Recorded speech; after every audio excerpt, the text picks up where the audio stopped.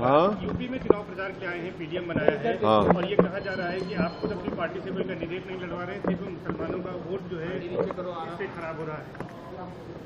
तो जो दूसरे लड़ रहे हैं वो क्या कर रहे हैं? वो वोट खराब नहीं कर रहे हैं।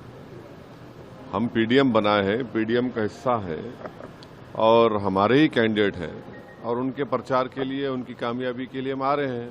वो काम कर रहे हैं तो अगर किसी को पेट में दर्द हो रहा है तो मैं क्या कर सकता हूँ? मोदी जी कह रहे लगातार जो 400 पार 400 पार अब कहाँ कह रहे हैं? अब कल भी कहा प्रयागराज में उन्होंने। हाँ, कभी कभी बोल देते हैं, मगर असल मुद्दा ये है कि पेट्रोल 100 पार हो चुका है।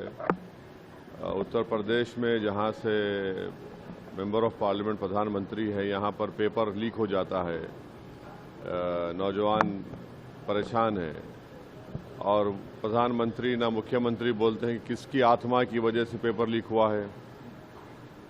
ये नहीं बोला जाता कि प्रधानमंत्री ने विधानसभा के चुनाव में कहा था कि जो छुट्टा जानवर है उसको मैं देख लूंगा। तीसरे फेज में याद होगा आप लोगों को। अभी क्या हो रहा है देखिए, बेरोजगारी, सुनिए, महंगाई इतनी ज़्यादा हो चुकी है।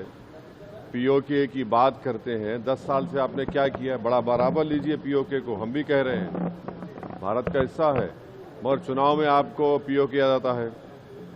ये सब चीज़ें हैं जिसकी वजह से लोग परेशान हैं। 10 साल में जो उन्होंने वादे किए वो तमाम के तमाम चौपट हुए, झूठ साबित हुए।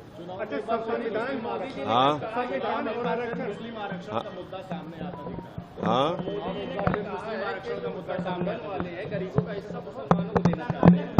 पहले तो ये पहली बात तो ये है कि किसी का आरक्षण छीन कर किसी को नहीं दिया गया।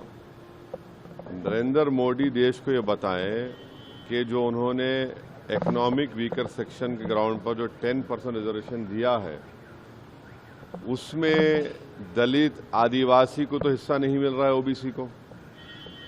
जो आबादी में 20% हिस्सा है उनको अब 10% दे रहे हैं और जो आबादी में 80% हिस्सा है उनको अब 28% पे समेट दिए। तो यही तो सबसे बड़ा धोखा उन्होंने किया है आरक्षण का।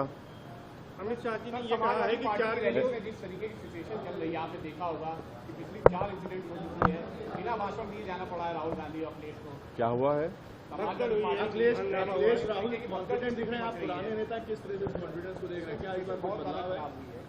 लाठीचार्ज की नौबत भी आई कल आजमगढ़ में। अब एक सभा को ऑर्गेनाइज नहीं कर पा रहे तो चुनाव कैसे लड़ेंगे भाई? सभा को तो ऑर्गेनाइज करना पड़ेगा ना, अब चुनाव कैसे लड़ेंगे फिर आप?